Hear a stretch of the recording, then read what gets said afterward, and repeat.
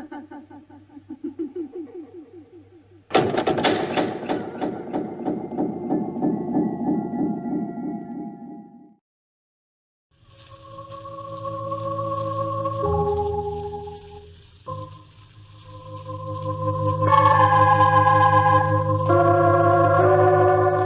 New York, the makers of Clipper Craft Clothes for Men and 1,036 leading retail stores from coast to coast present the world's most famous detective, Sherlock Holmes.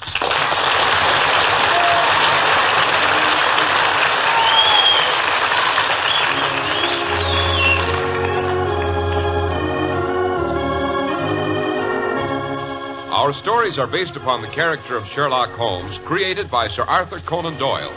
Sherlock Holmes is portrayed by John Stanley, Dr. Watson by Alfred Shirley, and the dramatizations are by Edith Miser. Well, here we are again in Dr. Watson's study. We find him seated in the large armchair in front of a crackling fire. Good evening, Mr. Harris. Good evening, Dr. Watson. Now, don't get up. You look very comfortable right where you are. And from the redness of your cheeks, I'd say you've had a good day off in the country somewhere. Oh, that's where you're wrong, Mr. Harris. I've been doing museums most of the day, and it's very tiring work, especially with two small boys in tow. I should think so. But where did you collect the kindergarten, Doctor? Oh, it was a brace of nephews of mine. I was helping along with their education, you know. It's a custom in my family that the uncles must take the nephews museum visiting once a year. I remember as a boy being dragged through miles of art galleries. But, Doctor, weren't you ever taken to the British Museum? Oh, yes, and to Madame Tussauds. But the Tower of London was my favorite. The uncle who took me there was quite a fancier of precious stones. He explained the history of every jewel in the Crown's collection. That must have been an education in itself. They say every famous gem leaves a trail of bloodshed and high adventure across the pages of history. And, by the way, isn't your story tonight about a famous jewel? Oh, yes, that is what reminded me so strongly of my boyhood visits to the Tower. The famous Mazarin stone I'm going to tell you about had a history that would make your hair curl. Dear me, I little did I think when I saw it as a boy that I would ever hold that great yellow beauty in my own hands. Great Scott, and did you, Doctor? Before I tell you that, Mr. Harris, suppose I give you a few moments to say a few words about our sponsor's most estimable product. Thank you, Dr. Watson. As you put it, sir, it is indeed an estimable product. So esteemed, may I say, that beginning in 1948, over 1,000 leading stores from coast to coast are Clipper Craft dealers. To be exact, there are 1,036 such distinguished establishments. Those leading stores across the country are, of course, the key to the amazing values so unique to Clipper Craft clothes. The 1,036 leading stores are part of the famous Clipper Craft plan. In this plan, their buying power is concentrated to effect tremendous savings in manufacturing and distribution costs. Savings which are all yours. That's why truly fine Clipper Craft suits are only $40 and $45. Why Clipper Craft top coats and overcoats are only $40, and sport jackets only $26.50. Clipper Craft values are truly out of this world. Compare them with clothes selling for many dollars more.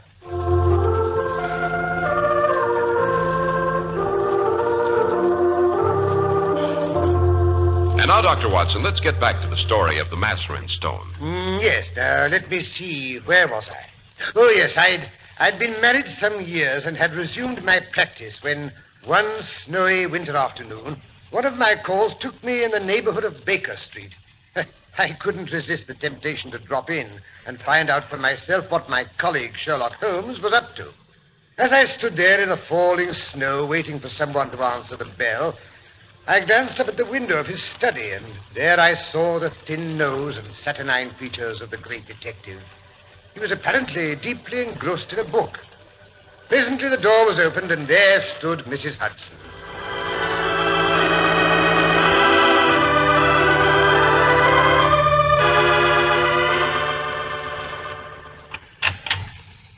Well, bless my soul, as if it isn't the doctor. Good day to you, sir. It's a pleasure seeing you again. Why, Mrs. Hudson, you're looking as beautiful as ever. You don't change at all. Nor do you, sir. You and your blarney. And how is the great man himself? Him? He's in bed asleep, I think. But I just saw him through the window. So that fooled you, too. That's not him. What do you mean? Just you be going upstairs and find out for yourself. I'm not the one to be giving secrets away, least of all Mr. Holmes' secrets. So, he's asleep in the middle of the afternoon, eh? Yes, sir.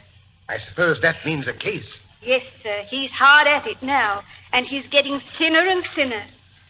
When will it be pleased to dine, Mr. Holmes, sir, I'll ask him. 7:30 the day after tomorrow, he'll say. You know his way when he's on a case. Yes, I seem to remember. He's a following someone. Don't say. Yes, sir. Yesterday he was out dressed like a workman, looking for a job. Today he was an old woman. Fair took me in, he did. And Lord knows I ought to be knowing his ways by now. You'll see his old woman's umbrella leaning up against the sofa in his study. Dear me, and what is this case all about? Well, I don't mind telling you, sir. But mind you don't let it go any farther. Cross my heart, Mrs. Hudson. Very well, then. The case of the Crown Diamond. What? The £100,000 burglary? Yes, sir. And Mr. Holmes is getting it back for him. Why, would you believe it? Yesterday we had the Prime Minister and the Home Secretary sitting on Mr. Holmes' sofa, both at the same time. Oh, I hope it stood up under the strain. And how did Holmes behave to such famous persons on his couch? Him? He was very nice to them and put them right at their ease. Oh, indeed. Yes, sir. Then there was old Lord Cantlemere. Oh, you know what that means. Yes. He's a stiff 'un, if I do say so. I can get along with the Prime Minister, and I've nothing against the Home Secretary. He seems an obliging sort of man with a civil tongue in his head. But I can't abide his lordship. Oh, poor fellow. Yes, sir, and neither can Mr. Holmes. You see, he don't believe in Mr. Holmes, and he's against employing him. He'd rather he failed. Does Holmes know that, do you think? Mr. Holmes knows whatever there is to know. Oh, absolutely. But I say, perhaps I'd better not wake him. Oh, I wish you would, sir. He's not had a bite to eat since yesterday noon, and then only a sandwich with a glass of milk, and I don't dare speak to him about it. You know what he's like, sir, when he's busy on a case. Oh, quite. Well, suppose I go up and beard the lion in his den, eh?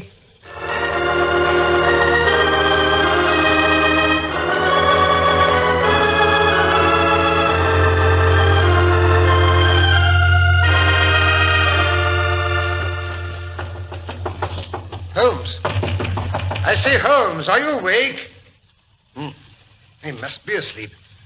Well, I'll go in anyway. Same old place and the same old litter. Scientific charts, chemicals, violin, pipes, papers, all higgledy-piggledy.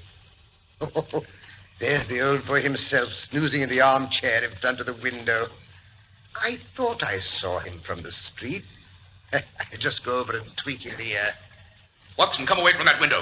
What? Good gracious, Holmes, you gave me a start. Come away from that window if you value your life. Well, very well, very well. But I say, Holmes, this is all very confusing. Here I see you sitting in your armchair, and suddenly you pop out of me from your bedroom door.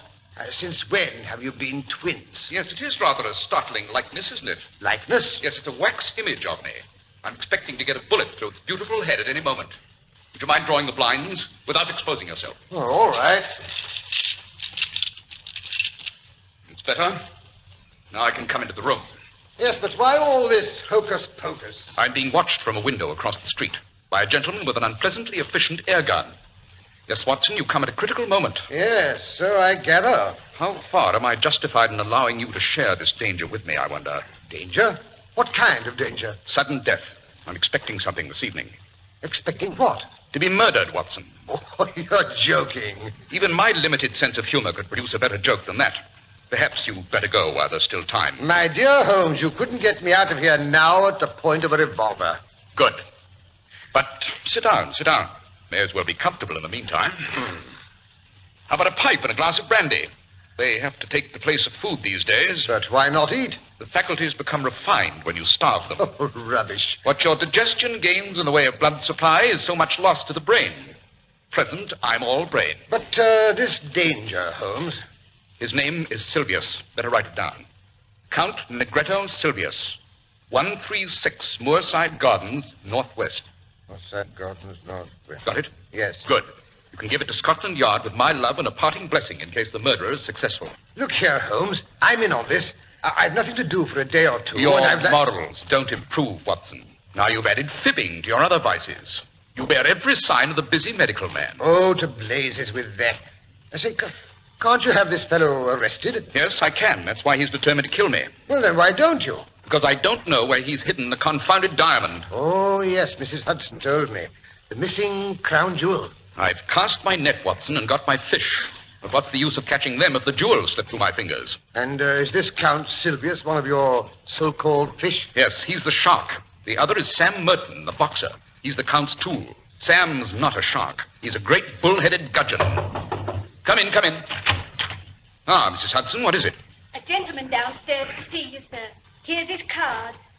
Count Negretto Silvius. Well, so the old shark is grasping the nettle, eh? That metaphor is a trifle mixed, Holmes. Show him up, Mrs. Hudson, when I ring. If I'm not in the room, show him up all the same. Yes. Man of nerve, Watson. Possibly you've heard of his reputation as a big game hunter. What a triumphant ending to his sporting record if he succeeds in adding me to his bag. This is proof that he feels my breath uncomfortably hot on his neck. Look here, why not send for the police? Not yet. Not quite yet. Take a glance out of the window, Watson, and see if anyone's hanging about. Yes, all right. There's one rough-looking fellow near the door. That will be Sam. Faithful but fatuous. I say, look here, Holmes, this is serious. I insist on staying with you. But you'll be in the way. In his way? No, in mine. Well, I'm not going to budge. Very well, we'll compromise. You shall stay in the bedroom within call in case I need you. Yes, but Holmes... Come along. It's essential that this room be empty when the Count enters it. He's come for his own purpose, but he may stay for mine. Hurry. I think I hear his step on the stairs. Oh, he's not in here, sir. But won't you step in? I'm sure he'll be back in a moment. Many thanks. And now you'll pardon me, sir. Certainly. So, this is his den, eh? His bottles and his papers and all the rest of his hocus pocus. Ah, softly, Silvius, softly. There's the old vulture himself asleep in his chair. What luck, eh, Silvius? One tap from my gold-headed cane. Don't break it, Count. Don't break it. Holmes, you. Quite. I trust you weren't expecting someone else. I see you've been admiring my wax figure. Pretty little thing, isn't it? Tavernier made it. He's almost as good at waxworks as your friend Straubenzee is at air guns. Air guns? What do you mean? First, put your hat and stick on the side table. Thank you. Now, pray take a seat. Perhaps you'd like to put your revolver on the table, too. No, you prefer to sit on it? Very well. This visit is most opportune. I want a few minutes' chat with you. Good. I, too, wish to have some words with you. May I ask why all these personal attentions? Because you annoy me. You have put your creatures on my tracks. My creatures, I assure you no. Nonsense. I've had them followed. Now, two can play at that game, my friend. Yesterday, there was a sporting old gentleman. Today, it was an elderly woman. You flatter me, Count. Old Baron Dawson said the night before he was hanged that in my case, what the law had gained, the stage had lost. And now you praise my impersonations. Dear me. It was you. You yourself? Quite. There's the old lady's umbrella you were gracious enough to hand back to me when we collided in the Minories this morning. If I'd only known. I would never have seen this humble home again, eh? Oh, well, we all have our neglected opportunities. You admit you have dogged me. Why? You used to shoot lions in Algeria? Well, But why? why? The sport, the excitement, the danger. And no doubt to free the country from a pest. Exactly. Well, those are my reasons in a nutshell. What? You did. I'll show you. Sit down at once and take your hand from your hip pocket. That's better. There's another, more practical reason. I want that diamond. Fancy that. Your reason in coming here is to find out how much I know, so you may judge how far my removal is necessary. Well, I shall say from your point of view, it's quite essential. Absolutely. In short, there's only one thing I do not know. And what is the missing fact, if I may inquire?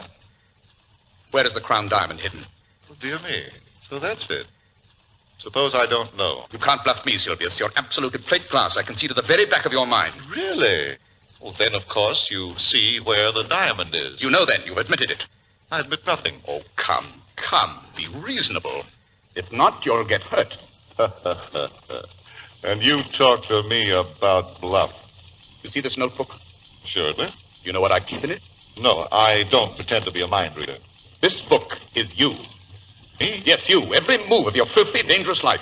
You know, Holmes, there are limits to my patience. It's here, all of it. The real facts in the death of Mrs. Harold, who left you the Blymer estate. Fabrication. The complete life history of Miss Minnie Warrender. You can't prove anything. And plenty more. Here is a robbery in the train de luxe to the Riviera on February the 13th, 1892. The forged check on the Credit Lyonnais. No, you're wrong there. Then I am right about the others. Oh. Now then, Count. You're a card player. The other fellow has all the trumps. Time to throw in your hand. What connection is all this with the theft of the crown jewels? Patience, my dear fellow, patience. I have the cabman who took you to Whitehall, the one who drove you away. I have the commissionaire who saw you near the case. That proves nothing. I have Ike Sanders. Ike? Yes, Ike Sanders, who refused to cut it up for you. Ike has peached. Ike. Oh, wait till I get Yes, my... that is the hand I play from. Only one card is missing. The ace of diamonds. You'll never get it. No?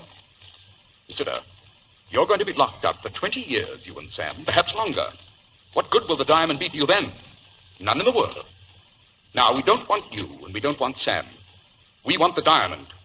Give it up, and as far as we're concerned, you're free if you behave yourself in the future.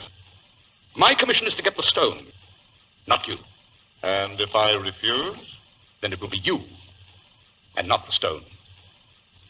I think it might be as well to have your friend Sam at this conference. He's waiting outside in the street. Suppose you tap on the window and motion him to come up. Oh, Mrs. Hudson will let him in. She's quite used to my receiving curious characters. Very well. He's coming. Now, what are you going to do? I have a shark and a gudgeon in my net. Now I'm drawing it. And up they come together. You will never die in your bed, Holmes. Does it matter very much? It's no use fingering your pistol, my friend. You wouldn't dare to use it, even if I gave you time to draw. Noisy things, revolvers. Better stick to air guns. But listen, isn't that the fairy footstep of your friend, Mr. Merton? Come in, Sam, come in. Rather dull waiting in the street, isn't it? What's up, Governor? It's all up, Sam. Put it in a nutshell. What's this cove trying to do? Be funny? I'm not in a funny mood myself. No, I expect not. And I can promise you that you'll feel even less humorous as the evening progresses. Now, look here, Sylvius, I can't waste time. I'm going into that bedroom. I shall play on my violin for 5 minutes. At the end of that time, I shall return for your decision. Do we take you, or do we get the stone? Now, where did I put my violin? I said this. 5 minutes, remember.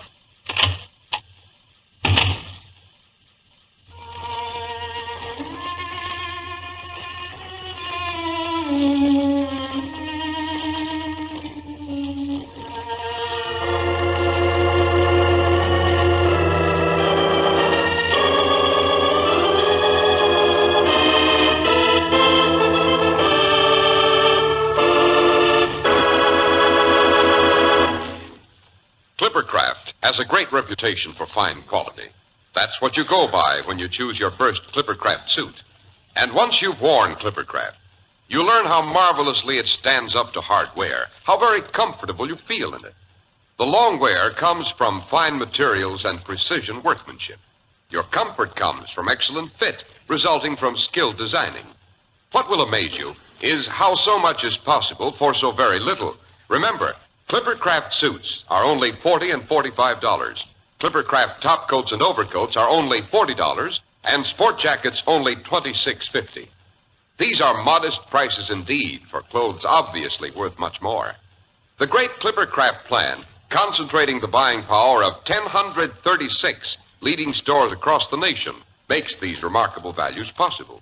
In your own local independent store, the store you can trust. Selling expensive clothes at inexpensive low prices at the nation's finest independent stores is the great big idea behind the Clippercraft plan. That's why men who know insist on Clippercraft clothes. So be sure to visit the Clippercraft store in your city. These leading stores in the metropolitan area are proud to add their names to Clippercraft in your suit, top coat, and overcoat.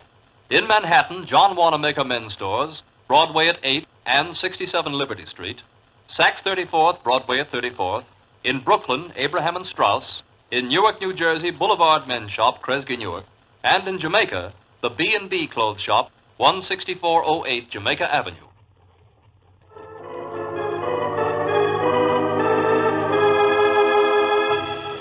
let's return to 221B Baker Street, where Count Silvius and his henchman Sam are discussing their dilemma, while Sherlock Holmes' violin can still be heard in the next room.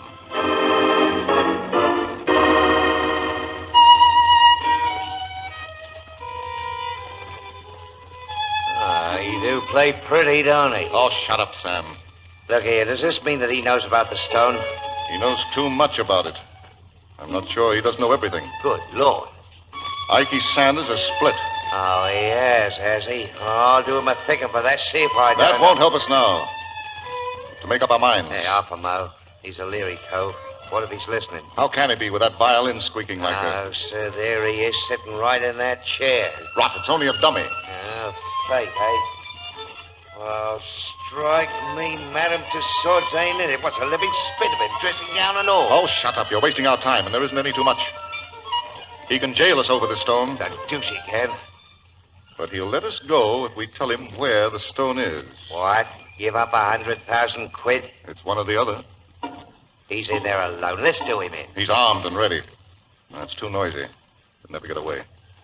Besides, it's likely the police have whatever evidence he's collected. What was that? I'd have sworn I heard something move over there in the window. Something in the street, most likely. Oh, look here, Governor, you've got the brains. If slugging's no good, it's up to you. Yes, I fooled better men than he. The stone is here in my secret pocket. I can get out of England tonight, cut it into 4 pieces in Amsterdam before Sunday. He knows nothing about Van Seda. But the false bottom ain't We ready. must chance it as it is. Not a moment to lose. As for Holmes, the fool won't arrest us if he can get the stone. We'll put him on the wrong track. And before he discovers it is wrong, it'll be in Holland. And we'll be out of the country. Sounds good to me. I wonder you dare carry it. Where would it be safer? Let's have a look at it. What's the idea, huh? What's the matter? You think I'm going to snatch it off you? Now, look here, mister. I'm getting fed up No with you. offense, Sam. We can't afford to quarrel. Now, here. Come over here to the window. Out of the line of that keyhole. Now, there. Hold it to the light. It is a beauty, no? Thank you, gentlemen. What? Holmes. Oh, I thought you said he was a dummy. Dear me, not very flattering of you, Count. You scoundrel, you thief. Temper. No violence, gentlemen, please. Consider the furniture. Police are waiting below. But how the deuce? There is a second door to my bedroom behind that window curtain. I thought the game was up when you heard me displace the dummy. I believe you're the devil himself. You flatter me. But here are our friends from Scotland Yard. Take them away, boys. Yes, sir. Yeah, but I say, how about the blooming fiddle? It's still playing. Quite right, Sam. Remarkable invention, the gramophone. Let it play. Come along, then. All Come right. on, get moving. That's it.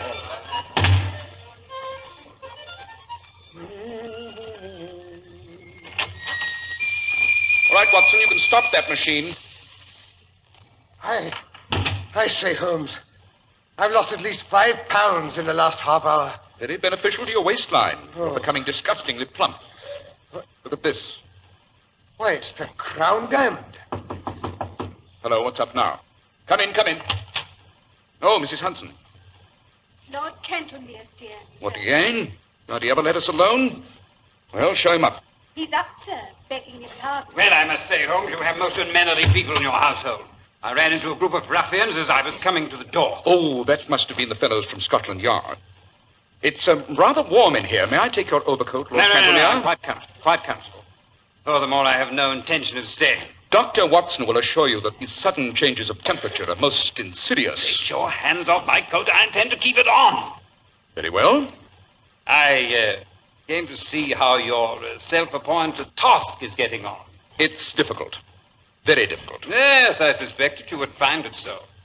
Every man has his limitations. Yes, I've been greatly perplexed. No doubt. Especially on one point. But perhaps you can help me. You apply for my advice rather late in the day. Still, I'm ready to give you the benefit of my opinions. You understand, we can doubtless frame a case against the actual thieves. Once you have caught them. Quite. But the real question is, how shall we proceed against the receiver? What would you regard as the final evidence against the receiver? The actual possession of the stone, of course. You would arrest him on that? Why, certainly. In that case, my dear Lord Cantlemere, I shall be under the painful necessity of advising your arrest. Oh, forget yourself, Mr. Holmes. I have no time for such childish jokes. I may tell you frankly, sir, that I have never had any belief in your powers. Good evening. One moment. Actually, to make off with a Mazarin stone would be even more serious to be found in temporary possession of it. It is intolerable. Let me pass immediately. Just put your hand in the right-hand pocket of your overcoat. What do you mean? Do as I ask. Well, however, say, what's this? It seems to be the Mazarin stone. For shame, sir, for shame. Well, bless my soul. How on thunder. Well, I'll be... Undoubtedly. However, I really must apologize. I never could resist a dramatic situation. I took the liberty of slipping the stone into your pocket at the beginning of our interview. Well, to say I am bewildered is putting it mildly.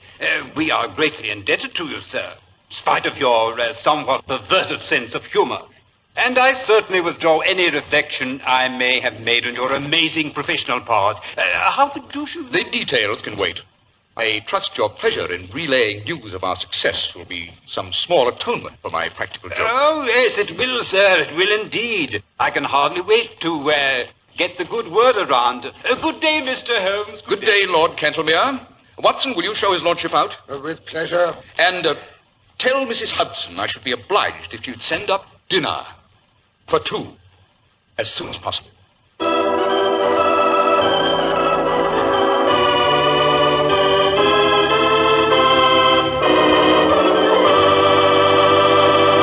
What an extraordinary story, Dr. Watson, and what a perfect climax. Yes, Mr. Harris. Holmes always had an eye for the dramatic. Which reminds me, next week's story... Did you say that next week's story is going to be particularly dramatic, Doctor? I didn't say it, Mr. Harris, because you interrupted me. But I was going to. Yes, next week I'm going to tell you how the 5-year-old racehorse Blazing Star suddenly dropped dead of old age. And how my youthful prowess in the game of rugby saved Holmes and myself from a diabolical plot of our arch-enemy, Professor Moriarty.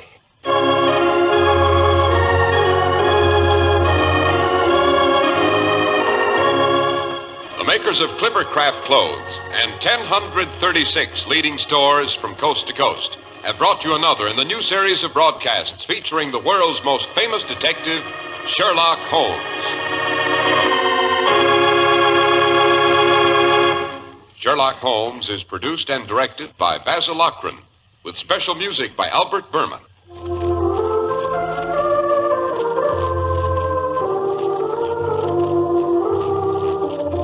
If you don't know your Clippercraft dealer, write Clippercraft, 200 Fifth Avenue, New York City.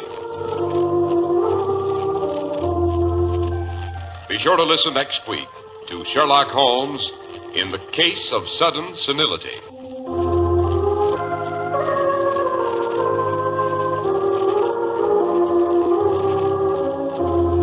If you'd like to attend the Sherlock Holmes broadcasts in New York, see your local Clippercraft dealer, and he'll tell you how to obtain your tickets.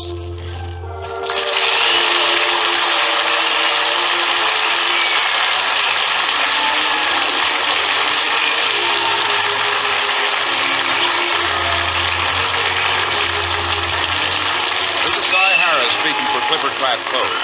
This is the world's largest network, serving more than 450 radio stations and mutual broadcasting systems.